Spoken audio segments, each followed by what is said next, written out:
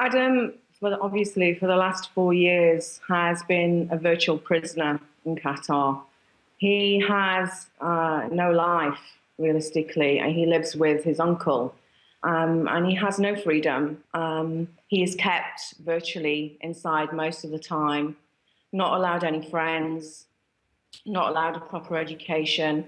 But most of all, he's not allowed the freedom to speak with his family, his mom, his sister, his grandmother. And, he's constantly abused on a day-to-day basis. It's a tragic situation that basically he is now at breaking point. What is the legal situation, Rebecca? I mean, is it right to say that within sort of Qatari law, he is with his legal guardians at the moment? Actually, he's not with his legal guardians. Adam was taken in a premeditated kidnap plot.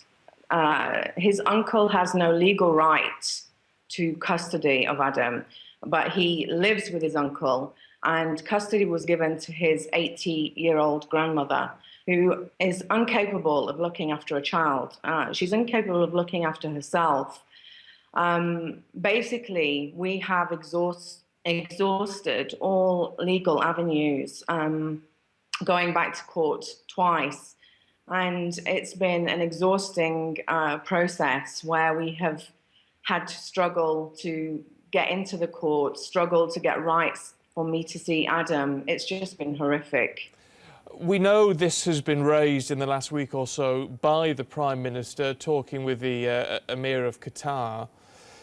What impact, if any, has that had, or are you hopeful it will have? I do think this is a very good start. I thank the Qatar Emir, Sheikh Tamim bin Hamad Al Thani, for considering this case and talking to the Prime Minister. And I would personally like to make a personal plea to him today to release my son. He is suffering on a day-to-day basis. But the thing is, I think, taking into consideration what Adam has gone through over the last 4 years, which no child should have had to go through, I honestly believe that Adam should be released immediately. I think, personally, in recent months, Qatar has been under a lot of negative press about the rights in Qatar. And I think this is a very good opportunity for the Emir to show the world that serious consideration is being taken in our case, and that they are a country that are more compassionate and merciful, and that they do care about human rights. In terms of David Cameron made a promise to my son 2 years ago, and that promise has still not been kept. I think the Qatar Emir has promised that he will get Adam back in court before the end of the year. I think it's now a chance for David Cameron to press this and make it a priority and have an aggressive action plan to make sure that that happens. We're pretty tight for time, Rebecca. Just a final point, if you would. Look, you're giving an interview. You're sounding very strong, very determined. I can imagine in all of this, actually, you must be a complete wreck after 4 years of doing this.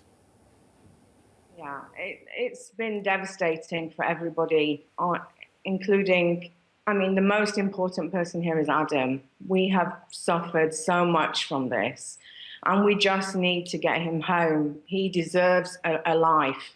His childhood has been taken away from him. And no matter the daily struggle that I've had, I will not stop fighting for my son until I get him home. He deserves to have a happy life, and he hasn't got that now.